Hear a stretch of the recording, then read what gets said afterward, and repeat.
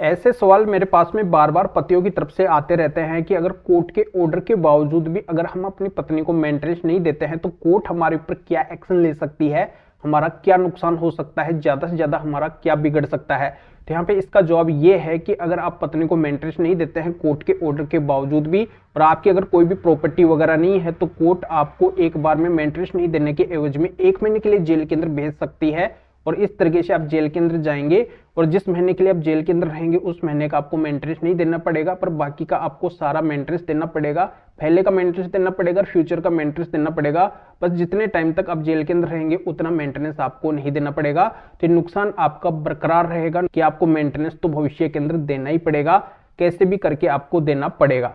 पर यहाँ पे सबसे मेन बात ये आती है कि नौबत आपके सामने आए ही ना, आपको जेल के अंदर जाना ही ना पड़े। तो इसके लिए आपको क्या करना होगा, अगर कोर्ट का मेंटेनेंस का ऑर्डर हो गया है तो भी आपको जेल में नहीं जाना पड़े, तो इसके लिए सबसे बेस्ट उपाय ये है कि जब भी आपके ऊपर मेंटेनेंस का केस चलता है तो उस मेंटेनेंस केस के अंदर जो भी मेंटेनेंस से बचने के ग्राउंड है, जो एविडेंस आपके पास में है कि अगर पत्नी बिना कारण के आपसे अलग रह रही है, अगर पत्नी कारण बताती है मेंटेनेंस केस में कि मुझे मारा गया है, पीटा गया है, मेरे से दहेज की डिमांड की गई है, मुझे मारपीट के घर से बाहर निकाल दिया है, तो पत्नी को इन कारण को साबित करना पड़ेगा। इन बात के पत्नी को कोर्ट के अंदर एविडेंस देने पड़ेंगे। अगर पत्नी इन बात को साबित नहीं करती है तो ये माना जाएगा कि वो बिना कारण के आपसे अलग रह रही है। और अगर आपकी पत्नी बिना कारण के आपसे अलग है तो वो आपसे मेंटेनेंस नहीं ले सकती है। ये कानून में खुद प्रावधान किया गया है, मेंटेनेंस के कानून के अंदर प्रावधान किया गया है। अगर पत्नी एडल्ट्री में रह रही है तो वो भी पत्नी पति से मेंटेनेंस नहीं ले सकती है। अगर पत्नी वेल एजुकेटेड है, हाईली क्वालिफाइड है, वो जॉब कर सकती है, वो खुद का भरण पोषण खुद कर सकती है, उसको किसी से भरण पोषण की राशि लेने की जरूरत ही नहीं है, तो ऐसी पत्नी को भी मेंटेनेंस नहीं मिलेगा, यानी कि भरण पोषण की राशि नहीं मिलेगी। अगर पत्नी पहले से जॉब कर रही थी पर जानबूझ के अभी मेंटेनेंस लेने के लिए जॉब को छोड़ देती है, उसकी एक अच्छी खासी इनकम थी, तो ऐसी पत्नी को भी आपसे मेंटेनेंस नहीं मिलेगा, भरण पोषण की राशि नहीं मिलेगी। कुल मिलाकर बात यह है कि अगर कोई पत्नी मेंटेनेंस लेने लायक ही नहीं है पर वो मेंटेनेंस के भरोसे हाथ पे हाथ रख के बैठी है, मेंटेनेंस का केस कर रखी है, तो उस पत्नी का बिल्कुल भी मेंटेनेंस नहीं बनेगा, वो पत्नी पति से मेंटेनेंस नहीं ले सकती है। ये सारी बातें आपको कोर्ट के अंदर रखनी है, कोर्ट को कन्विंस करना है। और सबसे मेन बात क्या है, सबसे मेन बात यह है कि आपको अपने पक्ष के जजमेंट्स जरूर कोर्ट के अंदर लगाने हैं, चाहे वो हाई कोर्ट के जजमेंट है या फिर सुप्रीम कोर्ट के जजमेंट है या फिर डिस्ट्रिक्ट कोर्ट के जजमेंट है। जो भी पति पक्ष के जजमेंट आपके पक्ष के आए हुए हैं उनको आपको कोर्ट के अंदर जरूर से जरूर लगाना है। इन जजमेंट से बहुत बड़ा फायदा मिलता है, इतना बड़ा फायदा मिलता है कि जिस कोर्ट के अंदर आपका मेंटेनेंस का मामला चलता है वो कोर्ट इन जजमेंट से पूरी तरह से प्रेशराइज हो जाती है, दबाव के अंदर आ जाती है कि ऐसे ही मामले के अंदर इस कोर्ट ने पति के पक्ष के अंदर डिसीजन दिया है तो वो कोर्ट जिसके अंदर आपका मामला चलता है वो भी आपके पक्ष के अंदर डिसीजन देने के लिए मजबूर हो जाती है। तो इन जजमेंट से बहुत बड़ा फायदा होता है। तो मेरे पास में माननीय सुप्रीम कोर्ट और हाई कोर्ट के बहुत ही महत्वपूर्ण टॉप सेलेक्ट किए हुए जजमेंट है, 10 जजमेंट है, तो इनकी पीडीएफ कॉपी आप मेरे से ले लीजिए और आपके ऊपर जो भी मेंटेनेंस का केस चल रहा है, जहां पे भी चल रहा है, चाहे वो 125 सीआरपीसी मेंटेनेंस का केस हो या फिर बीएनएसएस के सेक्शन 144 मेंटेनेंस का केस हो या फिर डीवी केस के अंदर पत्नी मेंटेनेंस की डिमांड कर रही हो या फिर एचएमए सेक्शन 24 का केस पत्नी ने मेंटेनेंस का डाला हो, जो भी मेंटेनेंस का केस आपके ऊपर है, तो सभी मेंटेनेंस केस रिलेटेड मेरे पास में 10 जजमेंट है। तो इनकी पीडीएफ कॉपी को आप जरूर लेके और मेंटेनेंस से बच सकते हैं। तो इन जजमेंट से अब तक हजारों पतियों को फायदा मिल चुका है, वो अपनी पत्नी को मेंटेनेंस देने से पूरी तरह से बच चुके हैं। और आप भी अगर बचना चाहते हैं, हमेशा की परेशानी को अगर आप मिटाना चाहते हैं, भविष्य में अगर आप गलत पत्नी को मेंटेनेंस नहीं देना चाहते हैं, तो ये जजमेंट्स आप मेरे से जरूर ले लीजिए। तो ये जजमेंट्स आपको कैसे मिलेंगे आगे मैं इस वीडियो के अंदर आपको बताने वाला हूं। दोस्तों अगर ऐसे बात रखते हैं तो पूरी संभावना होती है कि आपके ऊपर मेंटेनेंस नहीं लगता है, और फिर भी अगर किसी कारणवश 1% अगर अपन मान के चले कि मेंटेनेंस लग भी जाए तो भी घबराने वाली बात नहीं है। अगर मेंटेनेंस का ऑर्डर भी हो जाता है तो भी आपको मेंटेनेंस नहीं देना पड़ेगा।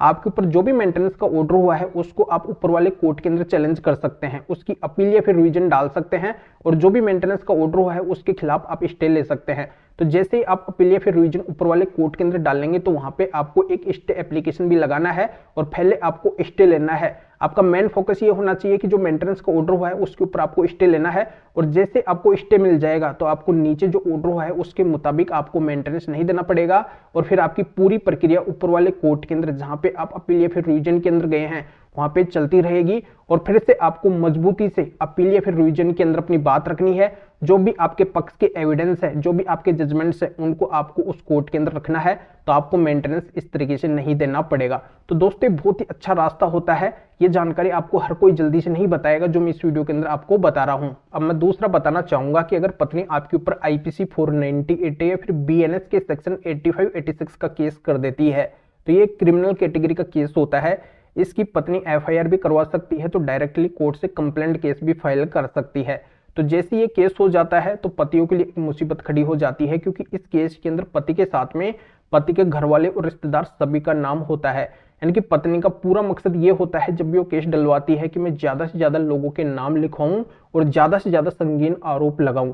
तो पत्नी के अगर संगीन आरोप सारे के सारे झूठे हैं और जिन लोगों का नाम उस केस के अंदर है उनका अगर उस केस से कोई भी मतलब नहीं है, पत्नी के पास में उन आरोपों के अगर कोई भी एविडेंस नहीं है, सारा का सारा झूठा केस है, तो पत्नी के इस झूठे केस से आप पूरी तरह से बच सकते हैं। पर इतना आसान नहीं है इस केस से बचना। जैसे ये केस फाइल होता है तो पुलिस का भी रोल स्टार्ट हो जाता है, पुलिस भी परेशान करना चालू कर देती है, इन्वेस्टिगेशन चालू कर देती है, पुलिस भी दबाव बनाती है, कई बार तो गिरफ्तार भी कर लेती है। मामला कोर्ट के अंदर पहुंच जाता है तो कोर्ट भी पीछे नहीं हटती है, कहीं से भी पति को सॉल्यूशन नहीं मिल पाता है, पति के घर वाले रिश्तेदार किसी को भी नहीं मिल पाता है। तो यहाँ पे मैं बताना चाहूंगा कि देखो जब मामला पुलिस के पास में होता है तो पुलिस के हाथ में भी ये होता है कि जिन भी पेरेंट्स रिलेटिव का नाम है तो उनके नाम पुलिस भी निकाल सकती है, या फिर इसकी FIR या फिर जो भी कंप्लेंट केस है उसके लिए आप क्यूएसिंग के अंदर हाई कोर्ट के अंदर भी जा सकते हैं।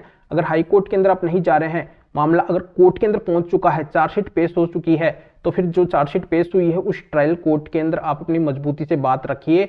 अंत के अंदर जो भी रिजल्ट आएगा, यानी कि पत्नी के पास में अगर एविडेंस नहीं होंगे आपके खिलाफ, तो केस पूरी तरह से आपके ऊपर से बहाल हो जाएगा, आप उस केस से बरी हो जाएंगे। पर आपको मजबूती से बात रखनी होगी। अगर आपको पनिशमेंट मिल जाती है तो भी घबराने वाली बात नहीं है, तो उसकी अपील आपको ऊपर वाले कोर्ट के अंदर तुरंत फाइल करनी है। तो इस तरीके से अगर सजा भी हो जाती है, पनिशमेंट भी मिल जाती है, तो जेल में जाने से बच सकते हैं।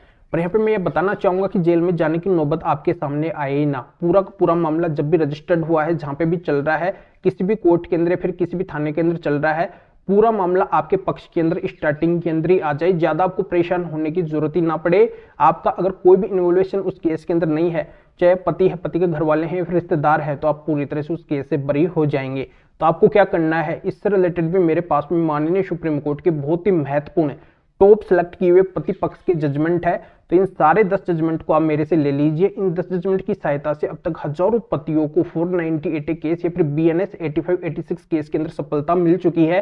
तो आप भी पीछे क्यों हटते हैं, आपकी हमेशा की परेशानी मिट जाए, तो इस वजह से इन 10 जजमेंट को आप मेरे से लेके और आपके प्रिय जो भी केस जहां पे भी चल रहा है उसके अंदर लगा दीजिए, कोर्ट को थोड़ा सा कन्विंस कर दीजिए। आपको इस केस के अंदर बिल्कुल भी परेशान होने की जरूरत ही नहीं पड़ेगी। अब मैं बात करता हूं दोस्तों स्पेशली DV डोमेस्टिक वायलेंस मतलब घरेलू हिंसा केस की। तो ये केस भी पत्नी स्पेशली डालती है। इस केस के अंदर भी पत्नी का मकसद ये होता है वो पति, पति के घर वाले, रिश्तेदार, इन सभी का नाम लिखवा देती है और उसकी डिमांड ये होती है कि इन सभी ने मेरे साथ में घरेलू हिंसा की है, मुझे यातनाएं दी है, मुझे मारपीट के घर से बाहर निकाल दिया है, तो फिर से मुझे इनके घर में जाने का अधिकार मिलना चाहिए और मुझे इनसे भरण पोषण की राशि मिलनी चाहिए। तो यहाँ पे मैं एक ही बात आपको बताना चाहूंगा कि अगर पत्नी का ये झूठा केस है, पत्नी के साथ में अगर डोमेस्टिक वायलेंस यानी कि घरेलू हिंसा हुई नहीं है, तो उसको कुछ भी नहीं मिलेगा। तो इससे रिलेटेड भी मेरे पास में माननीय सुप्रीम कोर्ट, हाई कोर्ट और डिस्ट्रिक्ट कोर्ट के बहुत ही महत्वपूर्ण टॉप सेलेक्ट किए हुए 4 जजमेंट है। तो इनकी PDF कॉपी को आप DV केस यानी कि घरेलू हिंसा के केस के अंदर जाके लगा दीजिए, कोर्ट को थोड़ा सा कन्विंस कर दीजिए, वो केस पूरी तरह से आपके ऊपर से खारिज हो जाएगा। आपको पत्नी को कुछ भी नहीं देना पड़ेगा और झूठा DV केस करने के एवज में उसके ऊपर जुर्माना भी लग सकता है। तो बहुत ही महत्वपूर्ण जजमेंट है। तो जजमेंट्स आपको कैसे मिलेंगे आगे मैं इस वीडियो के अंदर आपको बताने वाला हूं। अब मैं आपको एक बात और बताने वाला हूं कि जैसे अगर आप पत्नी से पूरी तरह से तंग और परेशान हो चुके हैं, उस पत्नी ने आपके साथ में बहुत ज्यादा अत्याचार किया है, जब भी वो पत्नी आपके साथ में रही है तो आपको, आपके माता पिता को बहुत ज्यादा उसने लज्जित किया है, अपमानित किया है, वो किसी की भी बात नहीं मानी है, हमेशा उसने अपने मायके वालों की बात मानी है और वो आपको छोड़ के अलग हो गई है। और अलग होने के बाद में उसने आपके ऊपर कई सारे झूठे केस कर दिए हैं और फिर भी वो आपको परेशान और लज्जित करने से पीछे नहीं हट रही है। जहां पे आप जॉब करते हैं, समाज के अंदर रहते हैं, हर जगह पे वो आपको अपमानित करती है, आपके ऊपर बिना वजह के लांछन लगाती है। तो ऐसी जो भी पत्नी अगर आपके साथ में इस तरीके का व्यवहार कर रही है, उससे आप तंग और परेशान हो चुके हैं, अब अंतिम विकल्प केवल और केवल आपके पास में डाइवोर्स लेने का ही बचा है। मजबूरन आपको ऐसी पत्नी से डाइवोर्स लेना है। तो क्रुएल्टी ग्राउंड से अगर आप डाइवोर्स लेना चाहते हैं, एक तरफा तलाक लेना चाहते हैं, तो इससे रिलेटेड मेरे पास में माननीय सुप्रीम कोर्ट के बहुत ही महत्वपूर्ण 6 जजमेंट है। इन 6 जजमेंट्स को आप मेरे से लेके आपका जो भी डाइवोर्स का केस है उसके अंदर जाके लगा दीजिए। कोर्ट आपको बड़ी आसानी से बहुत कम समय के अंदर डाइवोर्स दे देगी। ज्यादा आपको डाइवोर्स के केस के अंदर परेशान होना ही नहीं पड़ेगा। तो दोस्तों ऐसे करके टोटल मेरे पास में 30 यानी कि 30 जजमेंट्स का सेट है। जैसा कि मैं आपको बताया कि सभी मेंटेनेंस केस से रिलेटेड मेरे पास में 10 जजमेंट है। आईपीसी 498 केस से रिलेटेड में मेरे पास में 10 जजमेंट है। डीवी केस से रिलेटेड मेरे पास में 4 जजमेंट है और डाइवोर्स केस से रिलेटेड मेरे पास में 6 जजमेंट है। तो ऐसे करके 30 जजमेंट हो जाते हैं, 30 जजमेंट हो जाते हैं। तो इन टोटल अगर 30 जजमेंट को आप मेरे से लेना चाहते हैं, 30 जजमेंट के सेट को अगर आप मेरे से लेना चाहते हैं, तो इस वीडियो के डिस्क्रिप्शन के अंदर जाइए या फिर जो स्क्रीन के ऊपर व्हाट्सएप नंबर सो रहे हैं, तो इस व्हाट्सएप नंबर के ऊपर भी आप व्हाट्सएप पे मैसेज कर सकते हैं। फिर मेरा असिस्टेंट आपको व्हाट्सएप के ऊपर रिप्लाई देगा, आपको प्रोसीजर बताएगा और इन 30 जजमेंट के सेट को आपको दे देगा, जो सभी केसों में आपके काम आएंगे। आपका बहुत बड़ा फायदा हो जाएगा, हमेशा की आपकी टेंशन और परेशानी मिट जाएगी इन जजमेंट की सहायता से। अब मैं पतियों को बताने वाला हूं कि जैसे पतियों के बार बार मेरे पास में ये भी सवाल आते रहते हैं कि सर देश का कानून बदलना चाहिए, देश के अंदर नया कानून आना चाहिए, पतियों के पक्ष के अंदर कानून आना चाहिए। तो यहाँ पे मैं आपको बता देता हूं कि जैसा कि आप सभी को अच्छे से पता होगा कि 1 जुलाई सन 2024 से देश के अंदर कानून बदले हैं। तो इन कानून को कैसे बनाया जाता है, पहले लोकसभा के अंदर पास होते हैं, फिर राज्यसभा में पास होते हैं और अंतिम मंजूरी राष्ट्रपति की मिलती है, तो ये कानून बनते हैं। तो कानून बनना इतना आसान नहीं है। वैसे कानून तो जरूर बनेंगे, एक न एक दिन जरूर ऐसा आएगा जब आपके पक्ष के भी कानून होंगे, पर यहाँ पे अभी कोई नई बात नहीं आ रही है। तो फिलहाल अगर आपको सॉल्यूशन चाहिए तो इस तरीके से जजमेंट्स आप अपने केसों के अंदर लगाइए, इन्हीं से आपका फायदा होगा। अब तक बहुत से लोगों का फायदा हो चुका है जिन्होंने भी ये जजमेंट अपने केसों के अंदर लगाए हैं। तो आप पीछे क्यों हटते हैं, आप भी इन जजमेंट्स को लगाइए, कोर्ट को कन्विंस कीजिए और फायदा उठाइए। यही आपका सॉल्यूशन है, यही आपका समाधान है। और अगर इस मैटर में या फिर और किसी भी कानूनी मैटर में अगर आप मेरे से अधिक जानकारी लेना चाहते हैं, आपकी अगर किसी भी तरीके की कोई भी कानूनी समस्या है, तो भी आप इस व्हाट्सएप नंबर के ऊपर व्हाट्सएप पे मैसेज करके अपॉइंटमेंट बुक करवा के डायरेक्टली आप मेरे से कॉल के ऊपर के फोन के ऊपर बात कर सकते हैं। अपने हर तरह की कानूनी समस्या का समाधान मेरे से फोन के ऊपर ही जान सकते हैं। फोन के ऊपर मैं आपकी समस्या का सारा सॉल्यूशन बता दूंगा। तो अभी आप इस वीडियो को लाइक भी करें और शेयर भी करें, जो और लोगों का भी इस वीडियो से भला हो सके, वो भी इस वीडियो का फायदा उठा सके। तो फिर आगे मिलेंगे आपसे नए वीडियो नए टॉपिक के साथ में। आप सभी का बहुत बहुत धन्यवाद।